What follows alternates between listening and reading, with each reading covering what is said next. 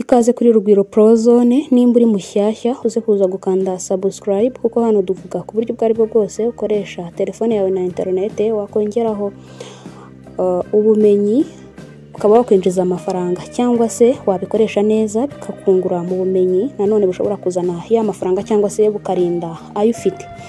Tuganira kuri cryptocurrency, abasanzwe hano murabizi gahunda bari ugusharinga hanyuma mugaha like ikiganiro mukaza kutanga ibibazo cyangwa se igitekerezo muri comment box hanyuma tukaza kuza kubiganiraho.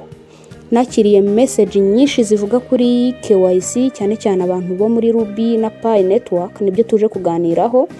Ntago icyo nkuzaniye ari solution yuko bishobora gukemuka, ahubwo nje kukwereka amwe mu makosa ushobora kuba warakoze hanyuma nuhabwe KYC ukayakosora byibura ukagerageza ukwezi kumwe byakwanga, akaba ari bwo twafata ikindi cyemezo nk'icyo kwandikira support yabo kuko bishoboka, cyangwa se ukaba wagira izindi ngamba ufata. Hari nabo bari busange bakeneye gufungura izindi account ukaba watangirira kuri zero.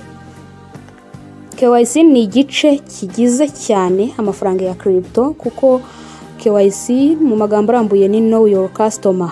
Ugiye gutanga ibyangombwa byawe hanyuma bakamenya nimba utari robo. KYC zaje nyuma yaho mu bantu bakoze mining kera bajyaga bakoresha mining ariko bagakora amakonte menshi hanyuma coin bakazirundaho ari bo bonyine. Izo coin bakazibona ari benshi kubera ari nyinshi kubera ko babaga bakoze amakonte y'impimbano atabaho, bakaba banakoresha amarobo. Ba nyiri umushinga rero bazanye icyo kintu cya KYC kugira ngo bamenye neza ko nyiri account ari uri kuyikora, hanyuma bakamakinga sure ko ari wowe nyine ukiri ku mining wawe wiyandikishije. Hari naho uba warakoze KYC bakaguhereza liveness nko muri Pi network, noneho bakamakinga sure ko account yawe utayigurishije cyangwa se utayibwe. So KYC rero ihangayikishije abantu benshi kubera ko iyo umushinga ugiye gushyira amafaranga ku isoko ubureba nyine babandi bakoze KYC bamaze gutanga ibyangombwa byabo bikemerwa. Hari aho basaba isura, hari abo basaba ibyangombwa by'ibihugu nk'irangamuntu, permis cyangwa se passport n'ibindi. Mu bihugu bimwe na bimwe cyane cyane nko mu Burundi hari ama KYC akunda kugora nayo cyane nko kuri OKX bitewe nuko n'imiterere y'ibyangombwa byabo, ariko mu Rwanda ntekereza ko nta hantu na hamwe ushobora kugongwa n'icyangombwa keretse iyo account yanze. So KYC rero ku bantu bamwe na bamwe iranga pe, ariko dore ibintu bishobora kuba byatera KYC yawe kuba itakunda cyangwa se ukabona batinze no kuyiguha. Iyo umushinga ukiza abantu mujyamo muri benshi cyane mukamayininga, umushinga watinda nko ku Pi network yatinze ugasanga abantu bavuyemo bacitse intege. Ese umayininga buri munsi account yawe ntabwo ugera ukayisinziriza. Ikintu cya mbere gituma KYC yawe itinda nuko uba ufite account idakora, itari active. Umayiningira igihe ushakiye, utashyiraho consistency kuri mining yawe. Icya kabiri gishobora gutuma KYC itinda ni cyuko ushobora kubuhindagura telefone. Uyu munsi ukaba ufitemo account muri telefone wenda ya Tecno, ejo ukayishyira muri Infinix, baba bari codinga. Core team ibi biboneka bona aho uri gukorera mining, nimba ari laptop, nimba ari telefone, nimba icyo ari cyo cyose baba bakireba. Kwimura account yawe rero bashobora kugira impungenge z'uko ushobora kuba wibwe iyo account, ari nacyo kijyana abantu benshi muri tentative ngiye kuvugaho. Guhindura account cyane uyimurira mu ma advice agiye atandukanye bishobora gutuma KYC yawe ikererwa cyangwa se banayiguha ukabona uri tentative guhindura telefone cyangwa se igikoresho wakoreshaga mu gihe hatari impamvu ikomeye cyane wigihindura. Nimba ufite na telefone igenda gake yiharire mining, nushaka kujya unayirekera mu rugo cyangwa se uyigendana utayikoresha mu bindi bintu byinshi, ariko wihindura ama account yawe cyane cyane nko kuri Pi network. So ikindi gishobora gutuma KYC yawe itinda ni cyuko ushobora kuba waranditse imyirondoro yawe nabi. Hari igihe babaza abantu igihe bavukiye, nk'ubu ngubu hari abantu bifotoje ku marangamuntu bashyiraho iya mbere z'ukwa mbere, mu by'ukuri yaravutse nko mu kwa 12, mu kwa 11, mu kwa 6. Igihe wavukiye cyo mu kwa 6 ukiziranyeho n'abantu bakubyaye na femu yawe. Ntago uzajya kubwira muri kwa timu ngo banditse iki gihe ngo kandi ari iki. Oya, wavutse mu kwa mbere, itariki ya mbere bari byo wandika. Ibiri kuranga muntu nibyo basoma. Rero nujya kwandikisha igihe wavukiye ukandikisha amakosa, KYC yawe nunayikora ntizagenda neza, nubwo bayiguha ntizagenda neza. Ikindi gishobora gutuma KYC itinda ni igihe umayininga ariko wajya gukora mining yawe ukayikoresha VPN udakoresheje internet nyayo. Abantu bakoresha ama VPN hari igihe babicunga ntibaguhereze KYC. Ubwo ndi kuvuga ku account yose, abe kuri Ruby, abe kuri Pi, abe kuri Sidra n'ahandi. Gukoresha VPN hari ba nyiri umushinga batabikunda, bigatuma KYC yawe itinda kukugeraho. Niba KYC yawe kugezeho, making sure kuri kuyikoresha telefone ifite imbaraga, ifite kamera nziza. Hari abantu nko kuri Pi network bifotoye barababwira ngo bari gucekinga bigumiyo. Mu byukuri iyo ukoze KYC ugakoresha telefone ya fake biragorana cyane kugira ngo ube wakemererwa ya KYC be yaba approve, bayemera nyine ko bamaze kuyisuzuma. Uretse ko KYC ishobora gutinda kubw'ikibazo rusange, nko kubona iyo foto iri kuri screen aho ngaho ni muri account yanjye nabifotoye. Ntabwo nyansiba ku mininga, impamvu nkoze iki kiganiro ngashyiramo iyo foto ni ukugira ngo nkubwire ko muri Ruby nibo bonyine bafite ikibazo, ntabwo ari ikibazo cy'abanyamuryango. Niba utarahabwa KYC ibyo mvuze inyuma utajya ubikora, menya ko turi kuri level imwe nanjye nuko nguko bimeze. Ubwo ngubwo no gutegereza ukaguma ugakora mining ku gihe. Bijyanirane no muri Pi network. Mu gihe umushinga uri kubaka ibintu byinshi, Pi yatanze amahirwe cyane ku bantu bashyashya, aho bashoboraga guhereza KYC umuntu wowe watumiye we batarayiguha. Abantu mwatumiye abantu muri Pi muraza kutubwira muri comment. Nashoboraga kuba nagutumira ngiyewe we bakaguhereza KYC ngiyewe ntarayibona. Kubera iki? Ko timu yabaga yamekinze sure ko ngiye namaze gusobanukirwa ibintu ndimo, umushyashya barashaka kumukonveka kugira ngo atagenda atareka wa mushinga. Ni muri urwo rwego rero kuri Ruby nibo bonyine bafite kuzabyemeza, kubera ko KYC tuyihabwa na systeme.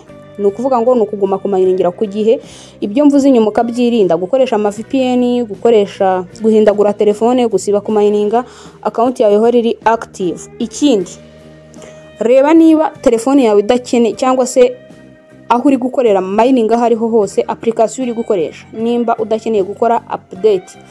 Hari igihe KYC ishobora kuza ugasanga ufite version ishaje.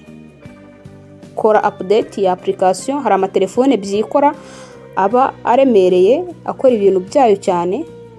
Reba neza nimba udakeneye gukora update, nusanga ntayo umayiningira ku gihe uvuga uti banyiri umushinga nibo bafite ikibazo. Naho ubundi nusanga mu byo mvuze inyuma birimo, wandike muri comment uti ninjye wakosheje, kubera ko nyiri umushinga ntago ashobora kuza kuguhereza KYC umayininga rimwe mu cyumweru, kabiri mu kwezi, cyangwa se wajya no kumayininga ugakonekta kuri internet zitemewe. Okay, gukoresha ama VPN byo ntago byangiza KYC gusa, ahubwo hari n'igihe amacoin wamayininze ukoresheje VPN yose bayakuraho, ugasanga ubonye yandi wamayiningishije internet ya nyayo. Hari imishinga ishobora kubitegeka gutyo, hari naho winjizamo VPN bagahita bakubwira bati ntibikunda. So gerageza muri internet waguze GB ufite ku munsi kugira ngo ubihuze izitazajya zishira utamayininze.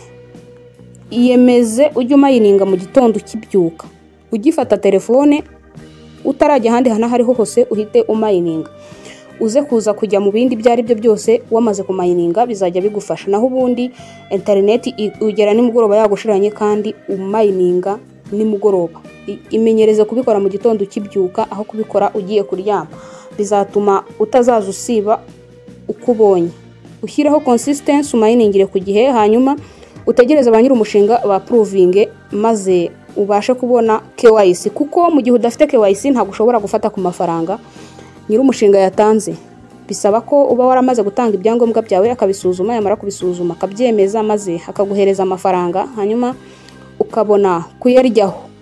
Kuri KYC za exchanger bishobora kwanga bitewe nuko izina ryawe hari undi muntu mwitiranwa warikoresheje. Hari igihe umuntu usanga mwitiranwa amazina yose ugasanga yarayakoresheje, ikibazo cy'amazina kikakugonga. Hari abantu bibaho. Ikindi, abantu bafata telefone ziremereye, nimba ufite wenda telefone iremereye ugahereza umuntu kuri Pi network niho byagiye bibaho, ugahereza umuntu account akaza akakubwira ati mfasha, ugafata account y'ukayishyiramo ukamukorera KYC, nonde ejo akaza ugahora ushyiramo muri telefone imwe account nyinshi. Icyo gihe kuba team igufata nkaho utari seriye, uri gushaka kubajijisha, ntabwo babona ko izo konti ari z'abantu uri gufasha abanyamuryango babo, ahubwo babona ko wakeretinze account nyinshi ariko ushaka kuzikorera muri advice imwe. Ni ukuvuga ngo uba ugomba kumekinga sure ko nimba utije n'umuntu mutize rimwe akore KYC ubundi ajye kumayiningira muri account ye, muri telefone ye. Uzabirebe iyo uhinduye account ukayishyira mu yindi telefone, uwo munsi barawusiba. Ibyo wari wamayininze uwo munsi barabisiba ugatangirira kuri 0. Nicyo kikwereka ko ari mistake ikomeye. So nimba umuntu akubwiye ati mfasha, ushobora kumufasha ariko nanone ukamekinga sure ko bishobora kukudindiza mu gihe utarahabwa KYC cyangwa se bikaba byatuma ujya tentative. Tugira group WhatsApp ducishamo amakuru n'ibitekerezo bigaruka kuri cryptocurrency. Ushobora kutujoininga urebye muri video description handitse more cyangwa se muri comment ya mbere. Uretse ko iyo group ntago ari yo gutangiramo ibitekerezo kubera ko tutajya tuyifungura mu rwego rwo kugira ngo twirinde amalink ashobora kwiba abantu cyangwa se ashobora kuza yamamaza amafoto atari meza atagendanye na crypto. Duhora tuyifunza, ahubwo ikidufasha no kugira ngo wowe uyirimo ikiganiro kigisohoka ukibone mu bambere. Niba uri interested uracaho ngaho nkubwiye inyuma, hanyuma ujoining. Umuntu wese ukenera kugira ngo amvugishe aca nyine kuri iyo group akareba group admin akanyandikira. Nimero yanjye nkunda gukoresha iyo mba mfite ibiriho ifoto ihuye n'iyo logo iri kuri YouTube channel, hanyuma ukabona nimero yanjye nyine ikibazo ufite tukaba twakiganiraho. Abantu mwambwiraga ko mutegereje KYC ya Ruby, nanjye ndayitegereje. Nimuyibona ahubwo muzambwire menye nimba njye tamayiningira ku gihe kuri Pi Network. Nimutegereze, bavuze ko bazanyemo fast track KYC, ubwo ntiratangira kujya mu bikorwa, nibitangira muzabimenya. Icyo ugomba kumekinga sure nuko urenzura neza biriya nsize mvuze inyuma, ukamenya neza nimba nta kosa wowe ubishyiramo, nimba ubikora neza. Wasanga ubikora neza ukavuga uti nyiri umushinga niwe utaraha umurongo ibintu bye. Ndagushimiye, Imana ikurinde, naho ubutaha.